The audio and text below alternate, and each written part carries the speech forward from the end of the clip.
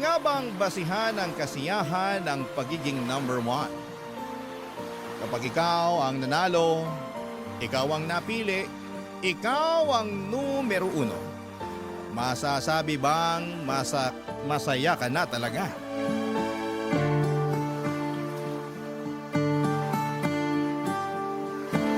Dear Papa Dudut, naranasan nyo na ba yung hirap sa pakiramdam na mapasaya at makuha ang approval ng inyong ina? Ako mula pagkabata ay wala na akong ibang hiniling kundi ang mapasaya ang mama ko. At hindi ko alam kung bakit hanggang sa pagdadalaga ko ay hindi ko pa rin yon maibigay sa kanya. Ako nga pala si Noray, may mommy issues. At ibabahagi ko sa inyo kung saan ito nagsimula. Bata pa lamang ako nung mahilig si mama na isali ako sa mga pageant kahit na ayoko. Kahit alam kong hindi naman ako nababagay dito. Wala naman ako magawa dahil una ay bata pa lamang ako noon. Sumusunod lamang ako sa kagustuhan niya. Sinusunod ko lamang kung ano ang gusto niyang sabihin ko sa entablado hanggang sa damit na isusuot ko. Naalala ko pa nga na 8 taong gulang ako noong una akong sinabak ni mama sa beauty pageant. Talagang nagrenta pa ito ng dilaw na ball gown at nagtawag pa ng baklang magtuturo sa akin kung paano sumayaw sa kantang Sex Bomb. Napagastos pa nga ng todo si mama sa nagturo ng sayaw sa akin dahil natagalan bago ko ma-pick up ang sayaw Papa Dudut. Pareho kasing kaliwa ang pa ako pero pinilit pa rin ni mama na sumayaw ako.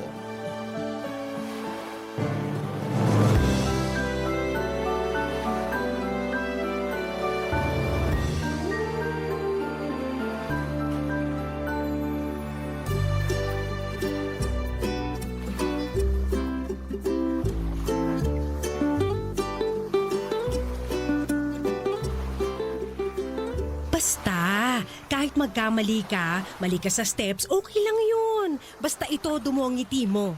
Kinakabahan ako, Mama. Baka kasi puro mali ako eh. Okay lang yan. Nadadaan yan sa ngiti at saka lakas ng loob. Basta lagi mong tignan yung mga judge pag nagsasalita o sumasayaw ka. Judge po? Sila yung 3 mama na nakaupo sa harap ng entablado. Ituturo ko sila sa iyo sa mismong pageant para alam mo kung kanino ka magpapakitang gilas. Ano po bang gagawin nila? Nakaupo sila doon at manonood. Sila ang magdedesisyon kung sino ang panalo. Kaya anak, parang awa mo na. Gumastos na ako sa'yo ng todo, kaya galingan mo ha. Paano po kung meron mas magaling sa akin? Di higitan mo. Mama, kasali si Kimberly sa pageant eh. Ang ganda-ganda kaya nun. Tsaka mayaman sila eh. Matatalo ako nun. Sus, makeup lang naman ang magpapaganda doon. Maputi lang yun. Huwag ka magpakabog sa Kimberly na yon. Mas maganda ba ako sa kanya, Mama? Mas may potensyal ka, Nonay. Natatakot ako, Mama. Baka hindi ako magustuhan ng mga judge. Magugustuhan ka. Basta sundin mo lang lahat ng gusto ko at saka andun lang ako sa likuran ng mga judge para turuan ka pag may nakalimutan kang step sa sayaw mo at para mapaalala ko sa'yo nang ngumiti ka. Parang nakakapagod naman po yung ngumiti, Mama. Sa pageant, hindi ka dapat mapagod ngumiti dahil yan ang unang mapapansin sa'yo. Mama, Ano yun? okay lang ba kung hindi ako manalo? Hindi. Hindi okay. Kailangan manalo ka. Kailangan ikaw ang number 1. Kung sakaling hindi number 1, Ma, okay lang ba? Hindi! Basta ang gusto ko number 1 ka. Yun lang. Hindi pwedeng number 2, o number 3, o Miss Congeniality, o Best in Costume. Dapat number 1 ka, okay? Noong sumapit ang araw ng pageant ay ramdam ko ang kaba sa mukha ni mama. Masyado itong naging hands-on sa akin, yung tipong pati yung pag-makeup sa akin ay nakikialam siya. Muntik na nga silang mag-away noon kung hindi lang sila inawat noong kumare ni mama. Tinignan ko ang mga kasamahan ko, preparado sila mula sa makeup at costume. May nagpa-practice pa nga na para sa talent portion nila. Ang gaganda nila at wala akong laban. Mas lalo tuloy akong kinabahan noon at nadoble yon nang sumampa na ako sa stage at dahil nga sa kaba ko ay nagkamali-mali pa ako. Hindi nga rin ako nakatingin sa judges tulad ng sinabi ni Mama dahil sa sobrang nervyos. Naging palpak yun at narinig kong pinagtawanan ako ng ibang tao. Nung i-announce nila ang top 10 ay hindi man lang ako nakaabot. Sayang naman yung pinaghandaan kong confidence para sa Q&A, hindi naman pala ako makakasali doon. Galit na galit si Mama na hinila ako palabas ng tent kung saan nandoon ang mga kasamahan ko sa pageant. Akala ko noon ay uuwi na kami pero nagulat na lamang ako nang lapitan nito ang isang judges habang naka-break sila ng 10 minuto.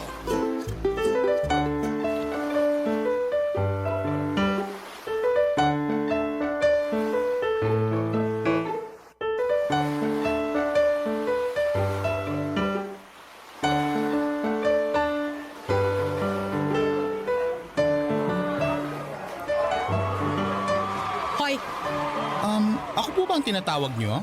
meron pa bang pwedeng tawaging hoy dito na iba?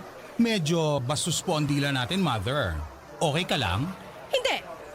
Paano ako magiging okay? Pinatalo mong anak ko. Ano po? Maang-maangan ka pa.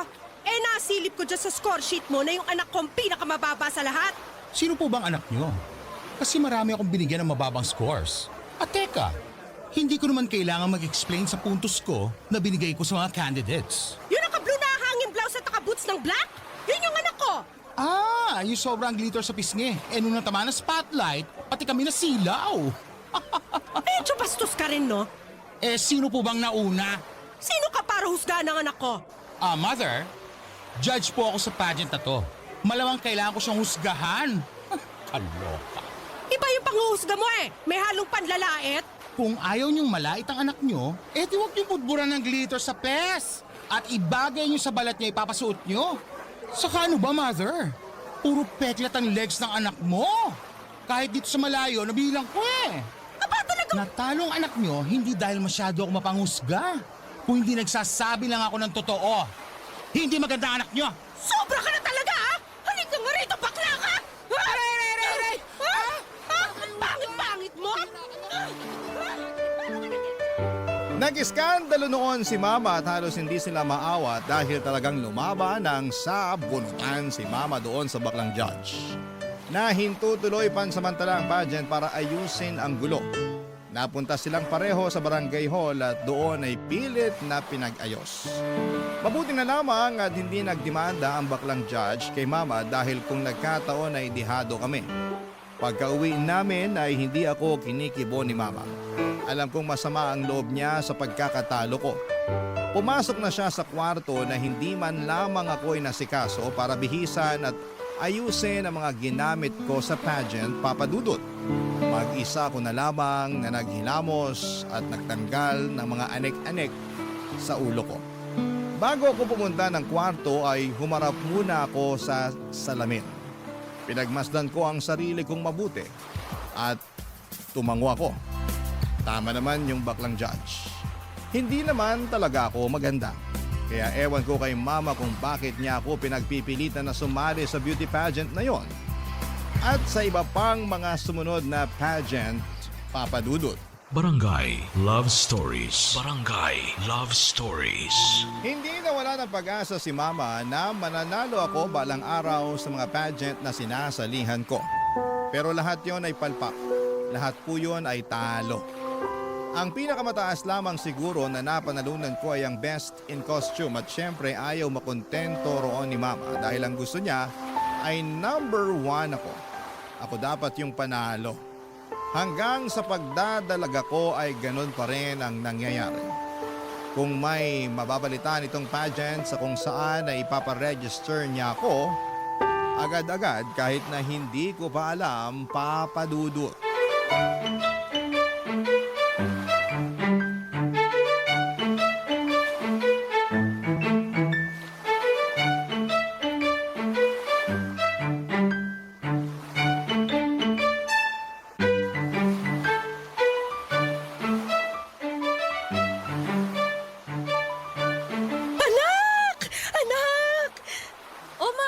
Ang saya mo dyan ah.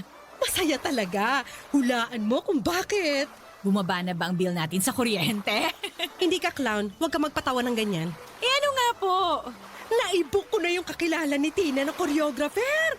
Bali-balita kasi na sobrang galing nun. At saka nakakita ko ng magandang gown Para po saan, ma? sa pageant na sasalihan mo next month. Unang Sabado sa kabilang barangay. 3 months ago pa pala nung mai-register kita, nakalimutan ko lang sabihin. Kaibigan ko nung high school yung organizer, kaya naisingit ka kahit wala ng screening. Po? Bakit kayo lang po niyo sinabi sa akin yan? Ano ba diferensya kung kahapon o ngayon ko sinabi? Sa dulo sasali ka pa rin naman. Ma, may NSTP ako tuwing Sabado eh. Sana in-inform niyo muna ako sa date ng pageant bago niyo ako sinali. Wala akong pakialam. Gabi naman ang pageant kaya hindi masasagasaan yung NSTP mo. 5 to 6 p.m. ang klase ko sa NSTP, ma. Alas 8 naman ang pageant. Anong problema doon? Ma, ayoko naman yung gipit masyado sa oras. Kaya yan! Magaling ang makeup artist na nakuha ko. Alam na niya ang gagawin sa mukha mo kaya hindi na mangangapayan sa ipapahid sa iyong kolorete. Pero ma kasi... Walang pero-pero, Nonay, ha? Nakapag-advance na ako ng bayad sa magtuturo sa inong sayaw eh. Umayos ka dyan! Hindi ko pinupulot ang pera. Di sana hindi niyo po muna ako sinali sa pageant na yan para hindi kayo gumastos. Sabi mo?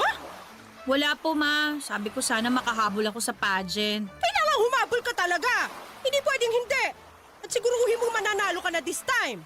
Paano kung bokeh pa rin? Hindi.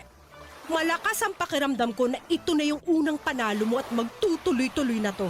Yan din naman yung sinabi niyo sa nakaraang sinalihan ko eh. Iba ngayon. Matindi ang vibrations ko. Iba eh.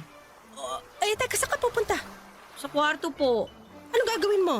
Magpa-practice na pong ngumiti. Baka palpak na naman eh. Kung ngingiti ka kasi, huwag kita gilagid. Hindi pink ang gums mo, anak. Saktuhang ngiti lang, okay? At tulad nga po ng inaasahan ay natalo pa rin po ako sa pageant na yon. Mali na naman ang vibrations ni Mama na paulit-ulit niyang sinasabi. Hindi na naman ako number 1. Kahit bongga na ang naging pagsayaw ko with matching backup dancers pa, ay wala pa rin akong binatbat sa ibang mga kandidata na tanging ganda lamang ang nilatag. Doon po ako nagkulang. Aminado naman ako na hindi ako maganda lalo na noong nagdalaga ko.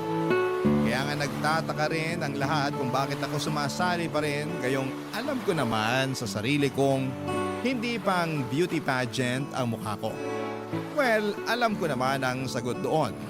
Maraming kakilala si Mama sa mga nag-o-organize na mga pageant na ito.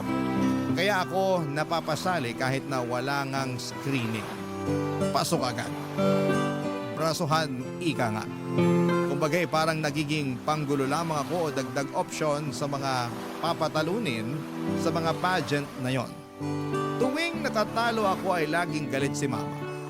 Tuwing natatalo ito, ako ang pinag-iinitan niya at tuwing natatalo ako ay hindi niya ito tatanggapin. At laging sasabihin na luto daw ang laban.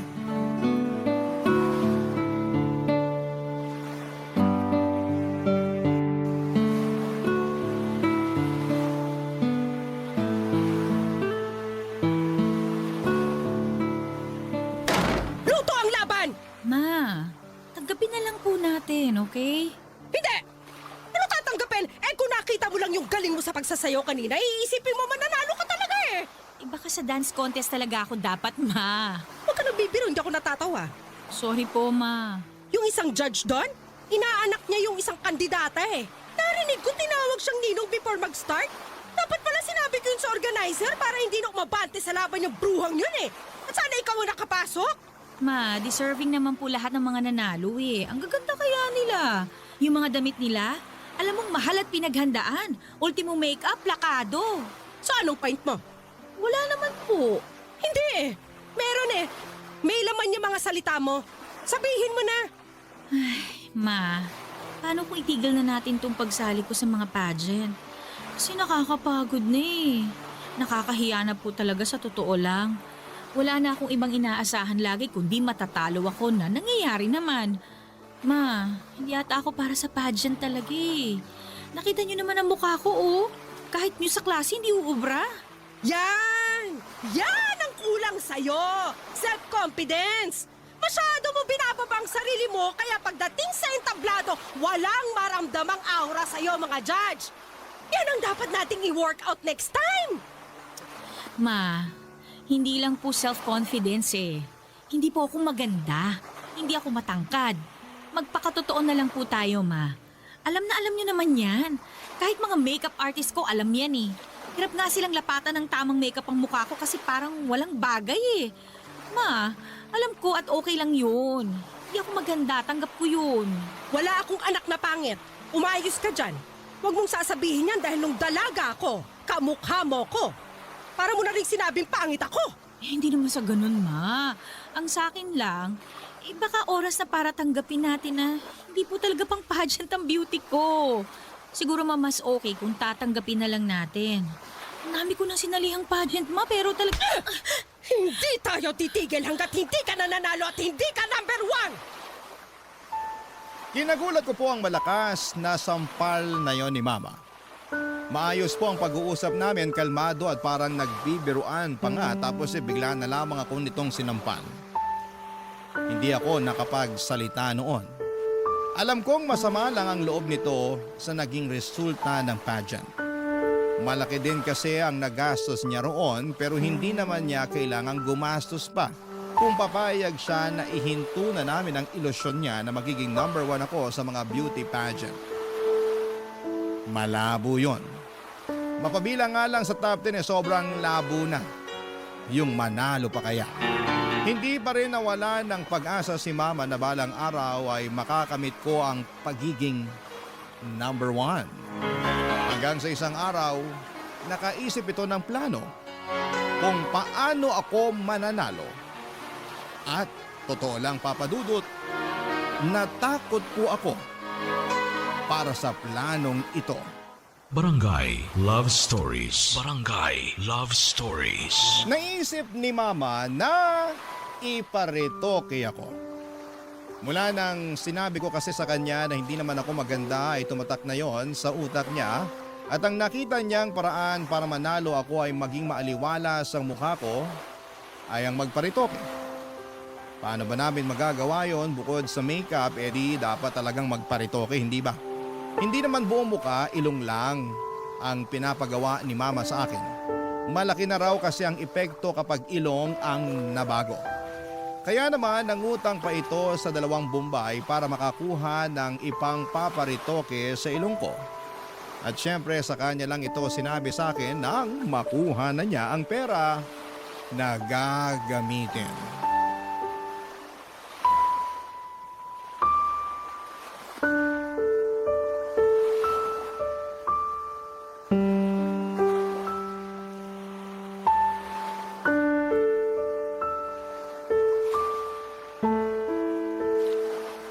Ma, ayoko!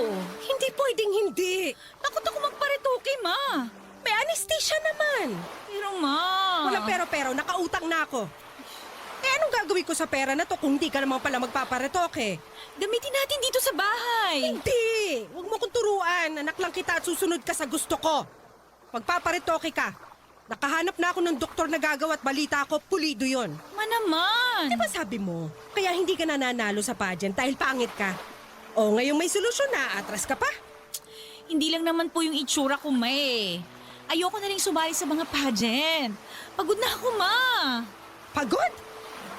Sino ba sa tingin mo sa ating dalawang mas pagod? Ako na naglalakad lahat ng kailangan mo para sa bawat pageant na sasalihan mo at halos putulin ko na ang gitid ko sa kakasigaw para makapuntos ka lang na malaki sa audience impact o ikaw na magpapakyut lang sa stage. Eh kasi naman, Ma, kayo lang naman kasi gusto mag-pageant ako eh. Sali niyo na lang ako sa ibang contest. Makakatipid pa kayo ng sobra. Sa beauty pageant lang kita gustong makita at wala nang iba. Hihinto ka muna next sem para makapag-focus ka sa pagpapageant. Ano po? Nabingi ka na sa kaartehan mo? Ang sabi ko, hindi ka muna mag-e-enroll next sem. Magpo-focus ka sa pagpe-prepare sa pageant. Lahat aayusin natin. Kailangan mong aralin lahat tungkol sa mundo ng pageantry after nang mapaayos ang ilong mo. Hindi ka rin lalabas ng bahay, ha? Para hindi na lalong masunog ang balat mo. Ma naman. Last sem ko na sa susunod eh. Baka naman pwedeng tapusin ko na muna yung para makagraduate na ako. Ayoko mahuli. Gusto ko na magmarcha. Isang sem na lang naman eh. Yun na nga po, May. Huling sem na. Bakit hindi niyo na lang po ko hayaang tapusin yun? Dahil hindi ka na bumabata. At alam mong may age limit ang pagpapageant.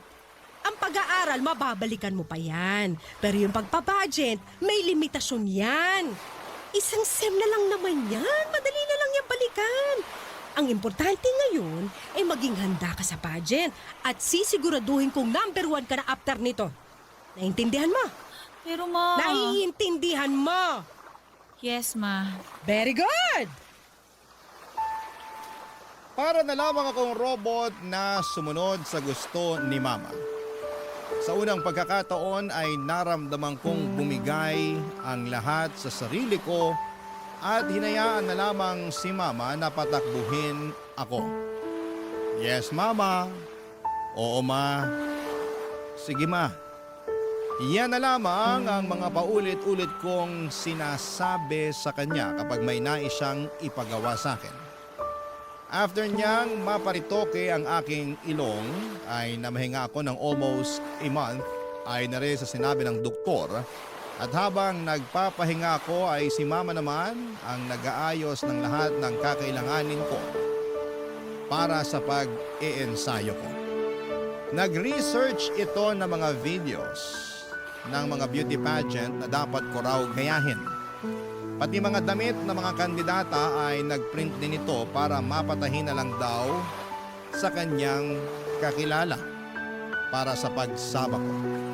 Hinanap nito ang mga tamang kulay para sa akin dahil noong mga nakaraan ay aminado naman siya na hindi bagay lahat ng kulay na pinili niyang ipasuot sa akin.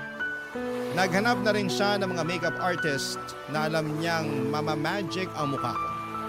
Sabi naman niya ay maliit na bagay lang ang gagawin ng mga nagmi-makeup sa akin dahil ilong ko na ang lalaban. Noong gumaling na ang ilong ko ay sinabak ako ni nanay sa pagtitrain para sa paglalakad. Hirap ako dahil may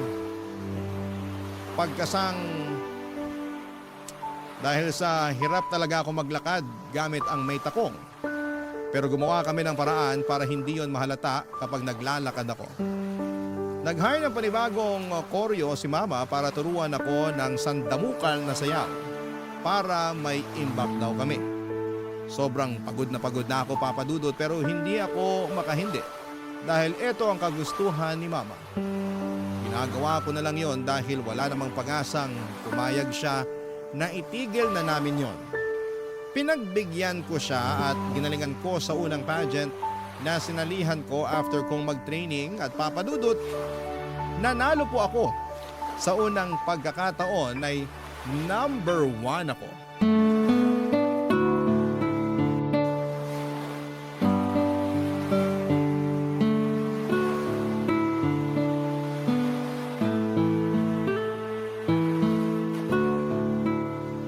Congrats, anak!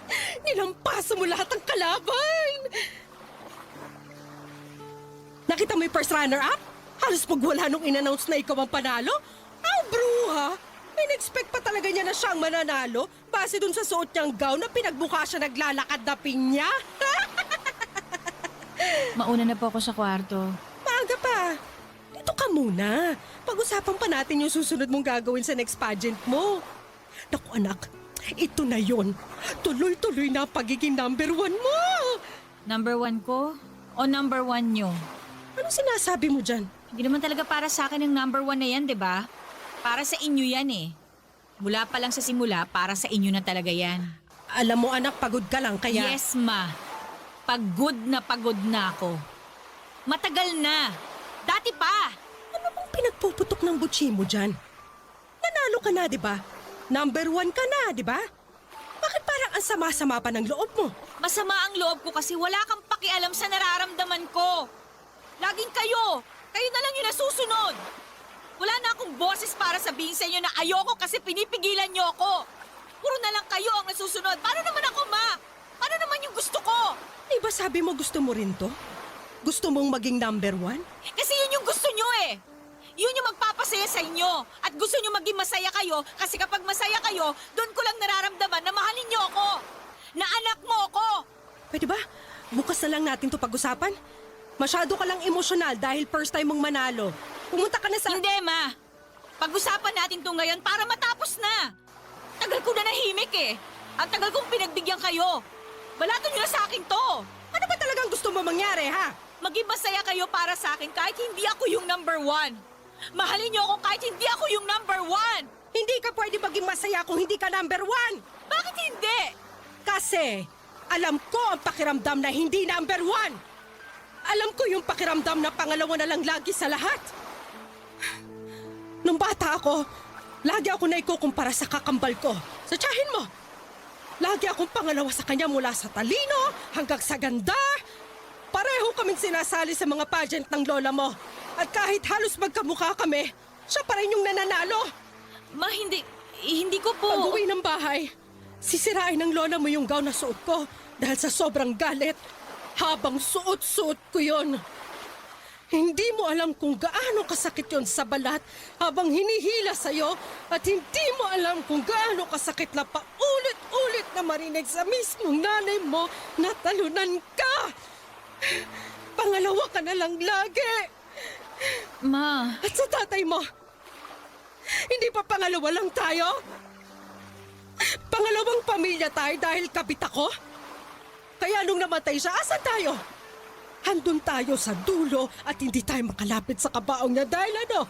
Dahil pangalawa lang tayo. Ngayon mo sabihin sa akin, Nanay, masaya ba na maging pangalawa? hindi ko alam na ganyan po palang... Hindi mo alam dahil ayokong ipaalam. Dahil gusto ko hindi ka magaya sa akin na laging pangalawa na lang. Ayokong iparana sa'yo yung pakiramdam na talunan ka. Hayaan mong maputol na sa akin ang sumpa ng pagiging pangalawa. Ilaban mo ang sayo. Maging number 1 ka kung gusto mong maging masaya. Sorry, Ma.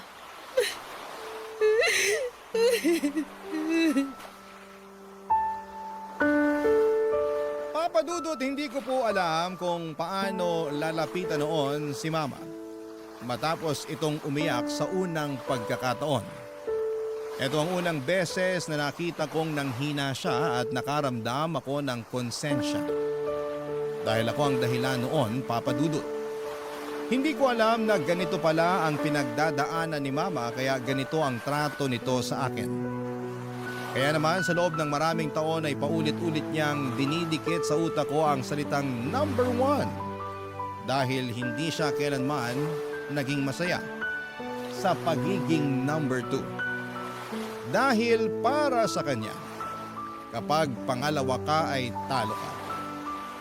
Ayoko pa rin paniwalaan ang ganitong pag-iisip ni Mama dahil alam ko na pwede namang maging masaya kahit pangalawa ka lamang. Kahit natalo ka.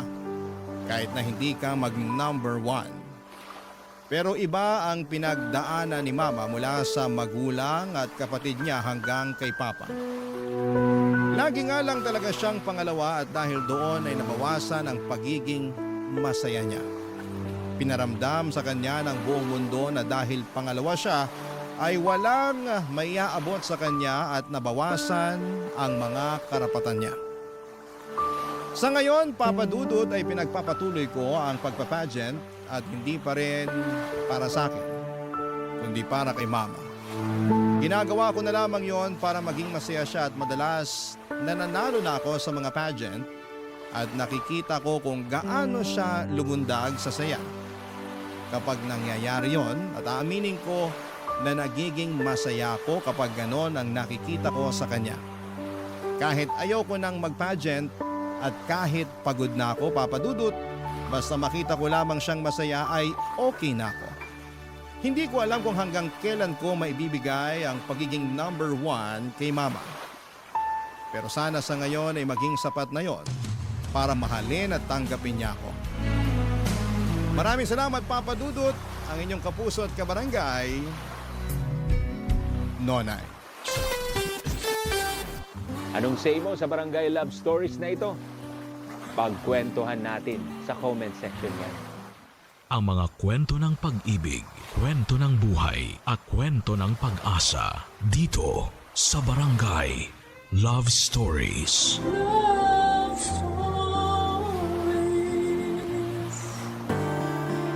Mahirap pumili kung saan ka liligaya, lalo na kung may isang masasaktan. Pero sa bawat desisyon ay may kapalit na aral na magtuturo sa atin kung paano maging totoo sa sarili. Ikaw, kabarangay, pipiliin mo ba ang taong mahal ka o ang taong mas nakakaunawa sa'yo?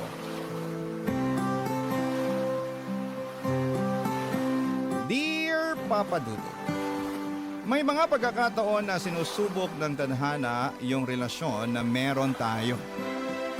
May biglang darating sa buhay natin na magpapagulo ng isipan at nararamdaman natin. At magpaparealize kung totoo bang masaya pa tayo sa buhay na meron tayo. Magandang tanghali po sa inyo at sa ating mga kabarangay na kagaya ko ay palaging bukas ang radyo sa ganitong oras para makinig sa inyong programa. Tawagin niyo na lamang po ako sa pangalang Mika. 27 years old at nagtatrabaho sa isang lending company. Sumulat ako hindi lamang para magkwento kung hindi ay para humingi na rin po ng payo.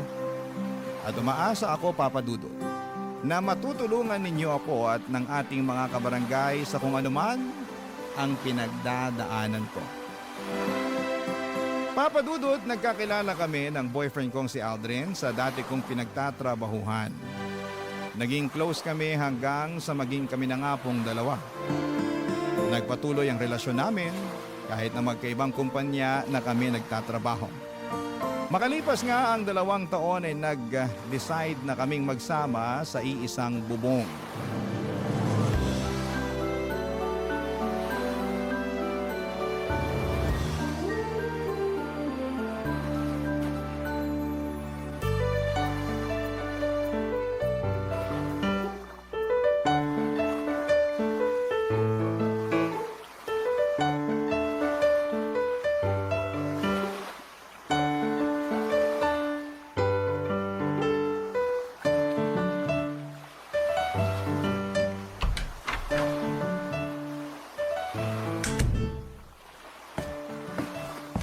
Han, nakauwi ka na pala. Oo. Ay, sa wakas. Nakauwi na rin dito sa apartment.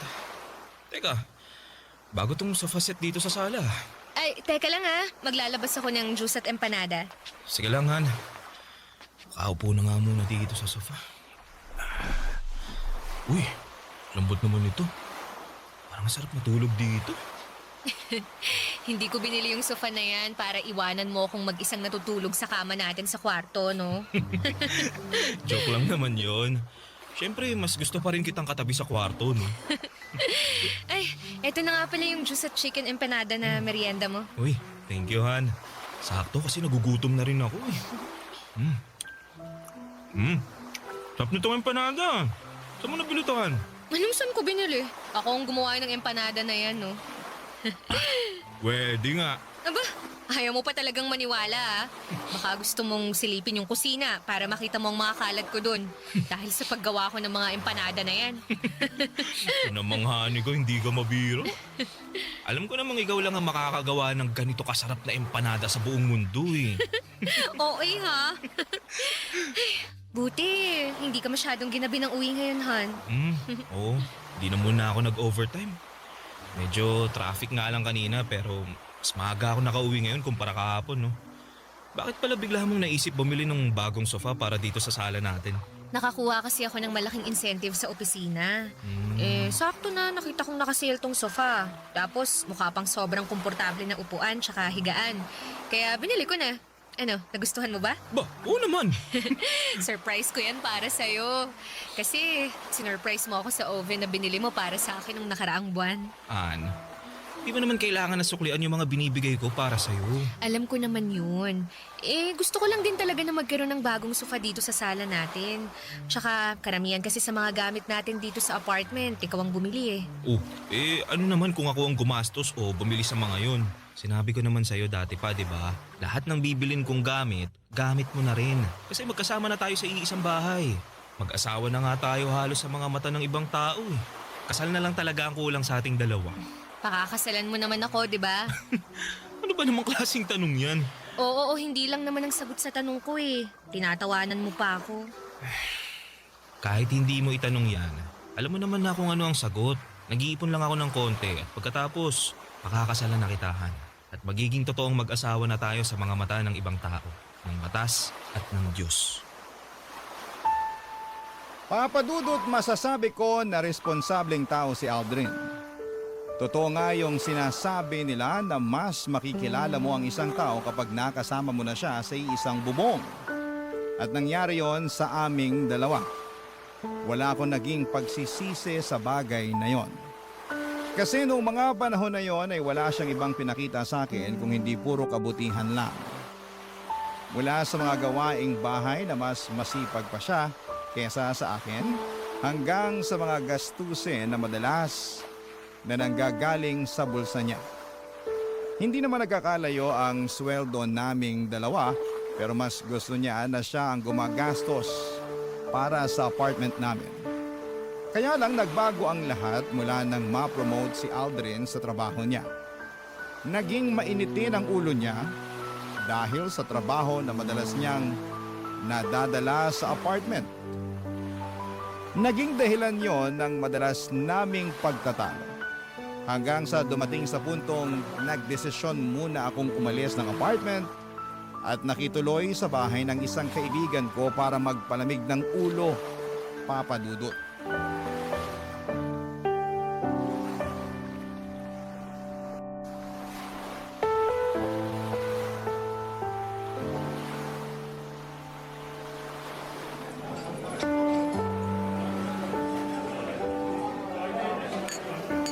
Alak pa, Mika! Ito pa, oh! Teka, Jenny. Awat muna. Ang dami ko na yatang nainom eh. Eh, ano naman kung maparami ka ng inom ngayong gabi? Alam mo namang mabilis akong malasing, di ba? Ayun ang maganda, Mika. Kapag nalasing ka, makakalimutan mo na yung Aldrin na yun. Uy, grabe ka naman. Hindi ko naman siya gustong kalimutan eh. Kung hindi, bakit bigla kang nagyaya na gumimik at magpakalunod tayo sa alak ngayong gabi? Gusto ko lang nakalimutan yung stress sa relasyon naming dalawa. Pero hindi naman ibig sabihin na gusto ko na siyang kalimutan o kung ano pa man. Nagpapalamig lang ako ng ulo para hindi kami parehas sumabog ni Aldrin kapag nagkita at nag-usap ulit kami. Ganun na din yun. Sinasabi ko sa'yo, sa hiwalayan din matutuloy ang relasyon yung dalawa. Bakit parang minamanifest mo na maghihiwalay kami ni Aldrin? Hindi sa ganun, Mika. Nakikita ko lang talaga na hindi na kayo magkakaayos pang dalawa. Bakit mo naman nasabi yan? Naalala ko lang kasi yung madalas mong ikwento noon na medyo nawawalan ka na ng gana sa relasyon niyo. Nabisi kasi siya masyado sa trabaho niya, tsaka nawala na halos ng oras para sa akin. Alam mo naman kung gaano ako kaklingi na tao, di ba? At gusto ko na palaging may oras sa akin yung boyfriend ko. Magkasama nga kami sa bahay pero halos hindi ko na siya nararamdaman. Bakit hindi mo pa siya hiwalayan? Kung may problema ka na pala sa kanya. Hindi naman ganun kadali yun eh. Lalo na at nagsasama na kami sa iisang bahay. Tsaka wala pa naman talaga yan sa isip ko. Sa ngayon, gusto ko lang talagang magpalamig ng ulo. Kaya umalis muna ako sa apartment namin. Para kapag nag-usap na ulit kami ni Aldrin, mas maayos na tsaka wala nang sigawan. Okay, sige. Ikaw ang bahala. Pero Mika, alam mo, may napansin ako.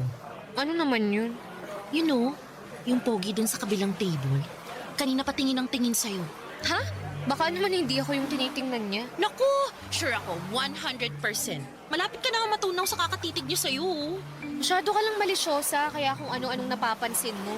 Alam mo, mabuti pa... Mika! Ano? Kakagulat ka naman. Bigla-bigla ka nalang tumitili halos dyan. Papalapit na si Pogi dito sa table natin! Hi girls. Iniwan na kasi ako ng mga kasama ko eh. Okay lang ba kung makashare muna ako ng table sa inyo? Don't worry, harmless ako. Kahit hindi ka pa harmless, welcome ka dito sa table namin. Jenny! Charot lang! I'm Jenny nga pala. And you are? Justin. Nice meeting you, Justin. Nice meeting you din, Jenny. What about you, miss? Okay lang ba na malaman ko rin ang pangalan mo? Mika. It's Mika. Nice meeting you, Mika. Kuha lang ako ng drinks, ha? Maiwan ko muna kayo. Jenny! Okay lang yan, Mika.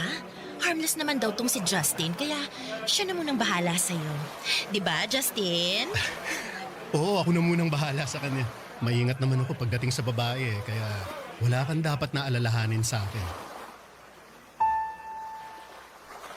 Papadudot, kagaya ng sabi ko kanina ay maayos naman na karelasyon si Aldrin. Wala akong marereklamo sa kanya dahil ginagawa niyang lahat para sa akin at sa relasyon namin. Palagi siyang naglalaan ng oras para kahit makapag-date kami. Isang beses sa isang linggo ay magagawa niya. Ang sabi niya pa nga noon ay hindi porke magkasama na kami sa bahay ay hindi na kami gagawa ng ibang magandang memories sa labas. May pagka-outgoing na tao pa naman siya at siya palagi ang nagyayaya na puntahan namin ang mga lugar na hindi pa namin napupuntahang pareho. Nagsimula lang talaga ang pagbabago niya nang ma-promote siya sa trabaho. Hindi na kami masyadong lumalabas para mag-date. Late din siyang umuuwi ng apartment dahil sa mga overtime niya at madalas na mainit ang ulo niya kapag magkasama kaming dalawa. Dinadala niya rin kasi hanggang sa apartment ang mga trabaho niya. Buti sana kung trabaho lang, pero pati yung stress nadadala niya. Papadudot yon ang naging dahilan para magsimulang tumabang ang relasyon naming dalawa. Bagay na kinakalungkot ko, Papadudot. Barangay Love Stories. Barangay Love Stories.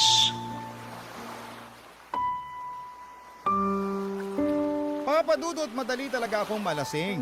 Pero hindi ako mabilis maging komportable sa isang tao. Pero nang gabi na nakilala ko si Justin ay parang may kakaiba sa kanya. Na dahilan para maging magaan ang loob ko habang magkausap kaming dalawa. Kaya hindi ko napansin na napaparami na talaga ang inom ko ng alak noon. Siguro kasi ng mga oras na yon ay nagsimula nang lumabas yung stress sa relasyon namin ni Aldrin na naipon noon sa dibdib ko. Hindi ko nga napansin na umiiyak na pala ako habang nagkukwento kay Justin. Basta naramdaman ko na lamang na parang lumulutang ako pero gumagaan naman ang pakiramdam ko. Ganon talaga siguro kapag nailalabas mo na yung nararamdaman mong bigat at sama ng loob. Kahit papaano, Papadudod, ay nakakahinga ka na ng maluwag. Pagkatapos noon, naalala ko na niyaya ko pa siyang sumayaw si Justin. Kasi gusto ko talagang i-enjoy ang mga oras na yon. Yung mga oras na alam kong para sa sarili ko, Papadudot.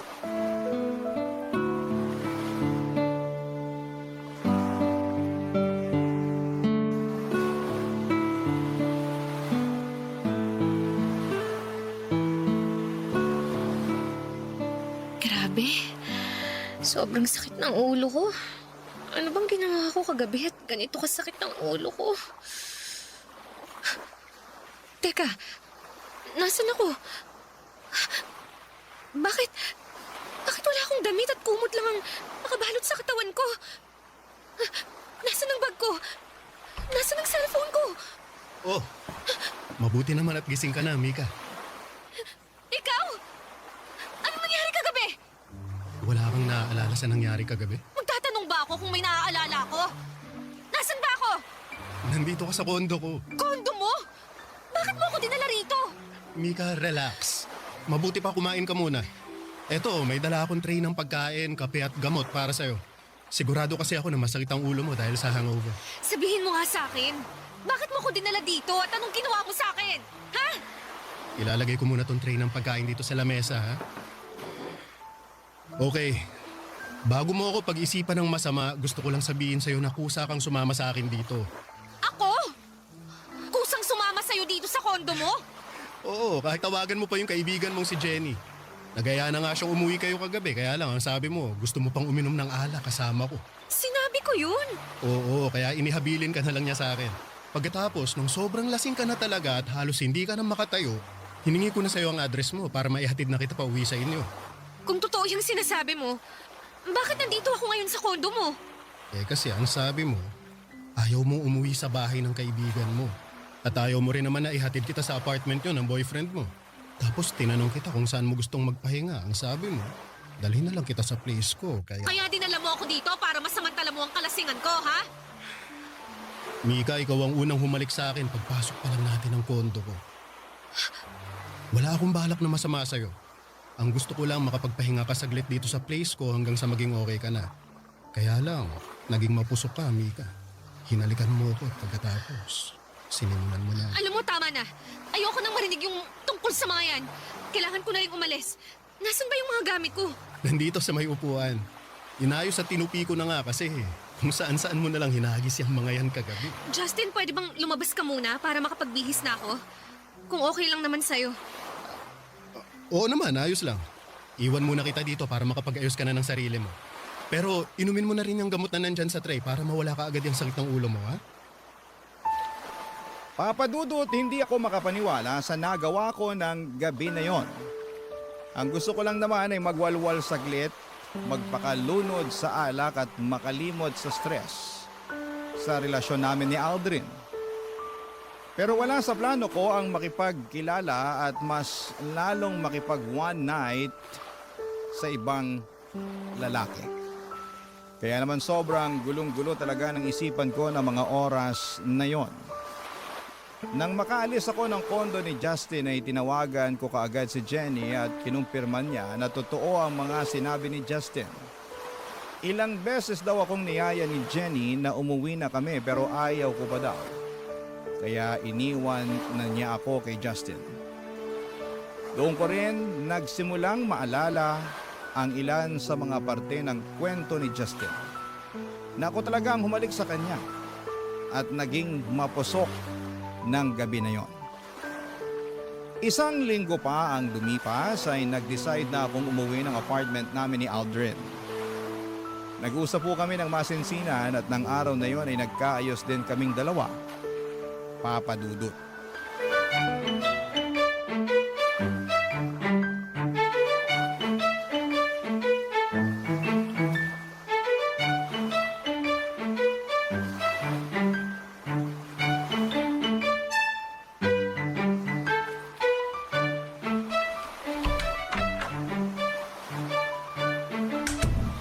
Oh, Han!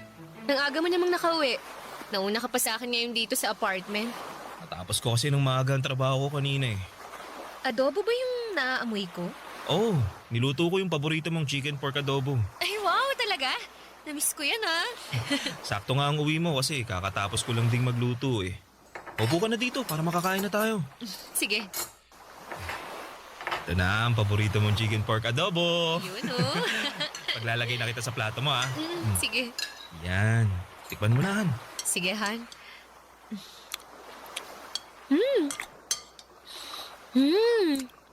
The best pa rin talaga yung luto mo. Sira na naman ang diet ko ngayong gabi. Di ba naman kailangan mag-diet kasi sobrang sexy mo pa rin sa paningin ko. Bolero ka talaga kahit kailan. Kahit kailan hindi kita binola ha. Lahat ng sinasabi ko sa'yo, totoo yun Han. Oh, ito pang kanin. Thank you, Han, ha? Ay, oo nga pala. Holiday na next week. Saan mo gustong pumunta? Sakto, anniversary natin yun. Sa malapit na lang siguro Han. Kahit mag 2 days staycation na lang tayo. Bakit 2 days lang? Naka-long weekend tayo pareho, di ba? Eh wala kasi kaming long weekend eh. Cancelled yung dapat na vacation leave namin next week dahil may mga report kami na kailangan tapusin. Pero triple pay naman yun kaya okay na rin. Hindi yun okay. Kasi ngayon lang tayo hindi makakapag-out of town sa anniversary natin. Pasensya na talaga Han. Pero makakabawi naman ako next month. Pwede na ulit kaming makapag-vacation leave nun. Sana nga. O siya, kain na lang tayo. Baka mawalan pa ng lasa tong niluto mong adobo.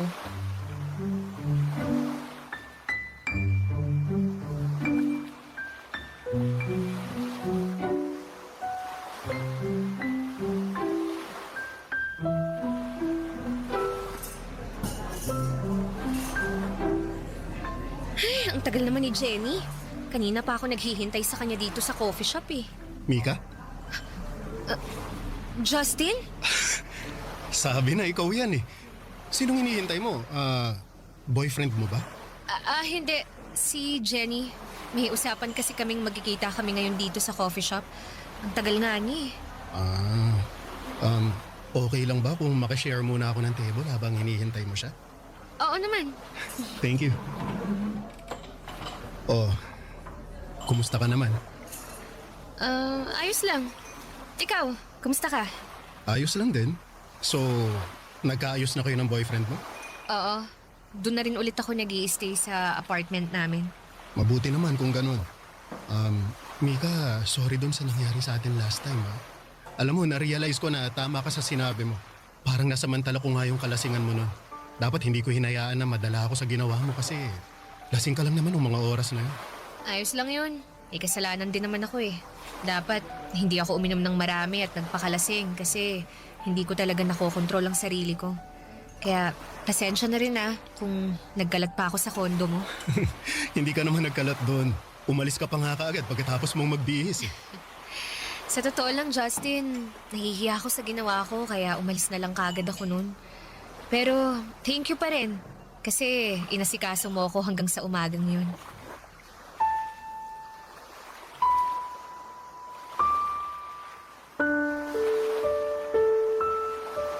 Papadudot naramdaman ko ulit sa gaan sa pakiramdam ko ang naidulot ng pag-uusap namin ni Justin ng mga oras na yon. Sa totoo lang, pagkatapos ng huling pagkikita namin ay may mga oras na hinahanap-hanap ko siya. Hindi ko lang ini-entertain yung nararamdaman ko na yon kasi alam ko na mali talaga. Pero sa muling pagkikita naming dalawa ay parang bumalik lahat ng pananabik na nararamdaman ko para sa kanya. Sakto pa na hindi ako sinipot ni Jenny ng araw na yon kaya mas mahaba ang naging oras ng pag-uusap namin ni Justin. Marami kaming napagkwentuhan kasama na ang tungkol sa relasyon namin ni Aldrin. Naalala niya raw kasi yung iyako ng gabi na magkasama kaming dalawa. Nararamdaman niya raw ang pagod at stress ko ng mga oras na yon. Akala nga daw niya ay tuluyan na akong makikipaghiwalay kay Aldrin. Pero sinabi ko na ayoko na ring basta tapusin ang ilang taon na relasyon naming dalawa, Papa Dudut. Barangay Love Stories. Barangay Love Stories. Papa Dudut, naging madalas ang pagkikita at pag-uusap namin ni Justin noon. Hindi na lang tungkol sa relasyon namin ni Aldrin ang mga topic naming dalawa. Mga random topic na minsan nga ay wala ng kwenta pero pinag-uusapan pa rin namin. Nang mga panahon na yon ay naging mas busy naman si Aldrin sa trabaho. Kaya mas madalas ko pang ang kausap si Justin. Mas marami akong oras sa kanya kahit si Aldrin ang kasama ko sa bahay. Minsan nga ay pinupuntahan pa ako ni Justin sa opisina. Niyayaya niya akong magkape bago ako umuwi. Sa kanya ko naman nakukwento ang mga stress ko sa trabaho. Doon ko nagsimulang maramdaman na nagsisimula ng magkaroon ng espasyo si Justin sa puso ko. Sa maniwala kayo at sa hindi ay sobrang pinipigilan ko po yun. Kaya lang kasi nagsimula ng maibigay sa akin ni Justin ang mga bagay na hindi na ibibigay sa akin ni Aldrin noon.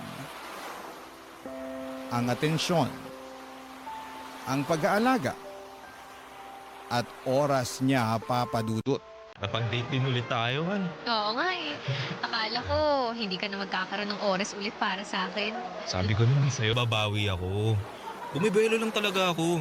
Naiintindihan ko naman kasi mag-iisang taon ka palang halos sa bagong posisyon mo sa opisina. Salamat sa pag-intindi palagi sa akin, Han, ha. Alam ko na ikaw yung pinaka nahirapan kasi madalas sinasalo mo yung init ng ulo ko eh. Pero sana wag mong kalimutan na ginagawa ko lahat to para sa future nating dalawa, ha. Konti na lang. Pwede na nating malipatan yung hinuhulugan kong bahay. Tsaka, makakakuha na rin tayo ng kotse kaya masusundo at maihatid na rin kita sa trabaho mo. Sabi ko naman sa'yo, tutulungan na kita sa pagbabayad sa mga yan. Para hindi ka na nahihirapang mag-budget. Hindi na kailangan kasi kaya ko namang hulugan lahat eh. Mas kailangan ko na lawakan mo yung pag-unawa mo sa akin. Sa mga ginagawa ko sa trabaho ko, mas kailangan kita sa tabi ko. Kahit kailan, hindi ako nawala sa tabi mo, Han.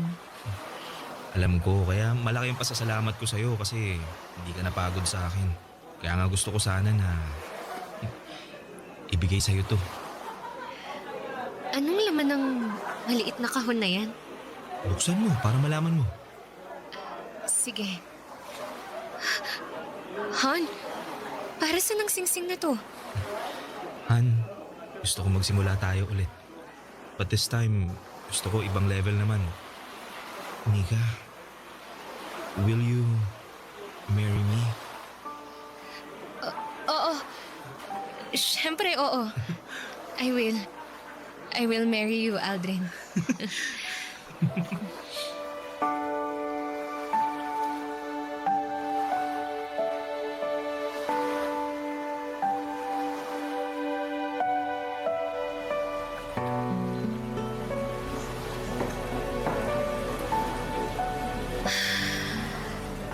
Oh, bakit ang lalim naman ng buntong hininga mo? Tapos, kanina mo pa tinitingnan yung engagement ring mo. Wala lang. Wala lang, pero kanina ka pa napapatulala dyan. Magkwento ka na, dali. Makikinig ako. Anong chika yan, girl, ha? Wala naman akong chika, Jenny. Pwede nga. Oo nga. Okay lang naman ako. Okay. Sige, sabi mo eh. Ako na lang ang magtatanong para may pagchikahan tayo. Bakit parang hindi ka masaya na ikakasal ka na? Ha? Bakit mo naman natanong yan? Eh, halata kasi sa mukha mo habang nakatitig ka dyan sa engagement ring mo. Tsaka, hanggang ngayon nga hindi mo pa rin pinopost o di kaya sinostory man lang sa social media yan eh. Kaya aminin mo na sa akin, may gumugulo talaga ngayon sa isipan mo, no, Mika? Sige na nga. Sasabihin ko na ang totoo. Eh, Jenny, para kasing hindi na ako sigurado kung gusto ko pa ba talagang magpakasal kay Aldrin eh. Ayan na nga bang sinasabi ko. Matagal ko nang nararamdaman yan. So, nahuli mo na ba siyang may ibang babae kaya ayaw mo nang ituloy ang kasal? Walang ganyan, Jenny. Kahit kailan, hindi ako niloko o sinaktan ni Aldrin. Ah, okay. Eh, bakit biglang nagbagong isip mo? Hindi ko na kasi nakikita yung sarili ko na siya yung kasama ko habang buhay eh. Pakiramdam ko kasi hindi niya na ako maaalagaan ng maayos. Masyado siyang focus sa trabaho. Oo, alam ko na para sa aming dalawa din yun. Para sa akin o sa future namin. Pero hindi lang naman kasi yun ang kailangan eh. Kailangan ko rin ng presence ni Aldrin sa buhay ko. Gusto kong maramdaman na nakafocus siya sa akin at hindi lang sa future naming dalawa.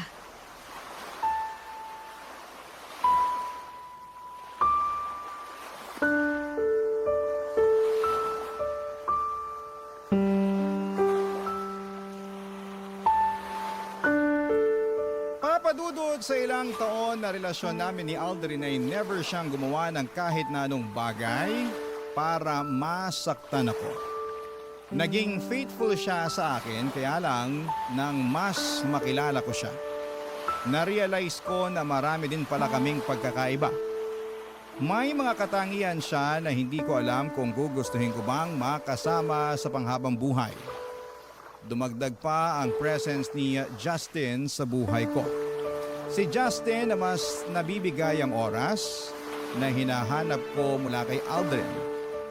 Pero mula nang tanggapin ko ang alok na pagpapakasal ni Aldrin sa akin ay naisipan ko na kailangan ko nang itama ang lahat sa buhay ko.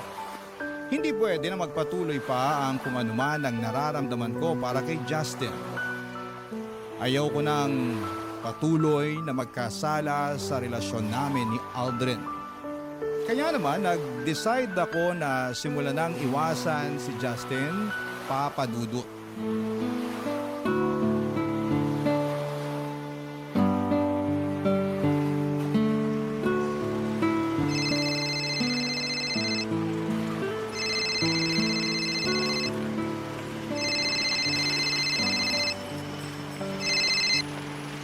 Oh, Han, napatawag ka. Itatanong ko lang kung pauwi ka na. Oo, kakalabas ko lang ng opisina namin. Bakit? Malilate kasi ako nang uwi sa apartment eh. May meeting pa ako ng 7 o'clock mamaya. Ah, ganun ba? Pasensya ka na ha. Hindi kita masasabayan na mag-dinner. Ayos lang yun, Han. Nag-order na nga rin pala ako ng food para sa dinner mo. Pinakiusapan ko na lang yung kapitbahay na i-receive yung order kapag wala ka pa. Thank you, Han. Pero dapat hindi mo na ginawa yun. Pwede naman akong bumili ng pagkain bago ako umuwi eh. Pambawi ko man lang kasi ang sabi ko, sabay tayo magdi-dinner ngayon, di ba? Han, kailangan ko na rin bumalik sa loob ha. Tatawagan na lang ulit kita mamaya. Bye. I love you. Sige, Han. I love... Huh? Pinaba na pala niya. Ay, makapunta na nga sa may waiting shed para makasakay na ako ng taxi.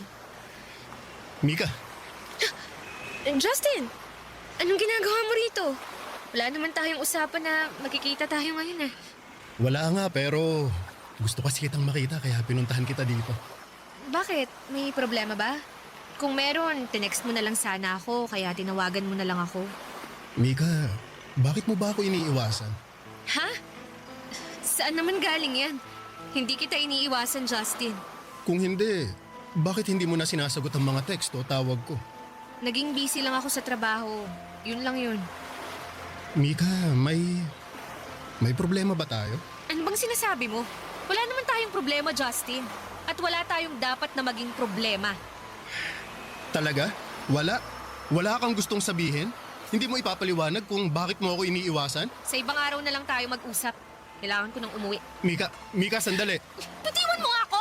Mag-usap nga kasi muna tayo. Huwag mo akong talikuran. Mahirap pa talagang intindihin na wala tayong dapat na pag-usapan, Justin. Gusto kita at alam kong gusto mo rin ako kaya mo ako iniiwasan. Justin, ikakasal na ako. Alam ko, sinabi sa akin ni Jenny. Pero hindi mo naman na siya mahal, di ba? Mika, aminin mo na yung totoo. Gusto mo na rin ako at ayaw mo nang magpakasal kay Aldrin. Gusto mong malaman yung totoo? Sige, aaminin ko na. Nalilito na ako sa nararamdaman ko ngayon. Litong-lito na ako kasi pakiramdam ko, may nararamdaman na ako sa iyo, Justin. Ayun naman pala eh. Bakit hindi mo na lang hiwalayan si Aldrin? Hindi ganun kadali yun. Bakit nga? Ako naman na yung gusto mo, di ba? Kaya iwanan mo na yung lalaking yon, Mika. Iwanan mo na siya para sa akin. Gulong-gulo ang isipan ko noon, Papa Dudut. Pero syempre, hindi ko hiniwalayan ang boyfriend ko. Ayokong basta na lamang itapon yung ilang taon ng relasyon naming dalawa. Aldrin is a very responsible partner and a good provider. Sadyang hindi lang siya perpekto at may kaunting pagkukulang. Ang pagkukulang na natagpuan ko kay Justin. Sa totoo lang kasi ay mas napupunan niya ang emotional needs na kailangan ko. Para bang hindi ko na kailangang magkwento sa kanya o sabihin kung ano man ang problema ko. Nababasa na kaagad niya kung ano ang nasa isipan at nararamdaman ko. Kaya nga mabilis na nahulog ang loob ko sa kanya. Kasi nakita ko na mas naiintindihan niya. Papadudod hanggang ngayon ay naguguluhan pa rin po ako. Patuloy si Aldrin sa pagpaplano ng kasal naming dalawa at si Justin naman ay patuloy din na naghihintay at umaasa na hiwalayan ko na si Aldrin para sa kanya. Ayokong gumawa ng desisyon na sobra kong pagsisisihan sa bandang huli. Hindi ko rin alam kung paano pipili sa kanilang dalawa. Dahil alam ko na merong isang masasaktan sa desisyon na gagawin ko. Hanggang dito na lamang po muna ang sulat ko at sana'y makarinig o makabasa ako ng mga komento sa ating mga kabarangay na makakatulong sa kung anuman ang pinagdaraanan ko. Ang inyong kapuso at kabarangay, Mika. Nalilito pa rin sa live ang ating kabarangay. Ano kaya ang maipapayo mo sa kanya? Ibahagi mo yan sa ating comment section para mabasa rin niya.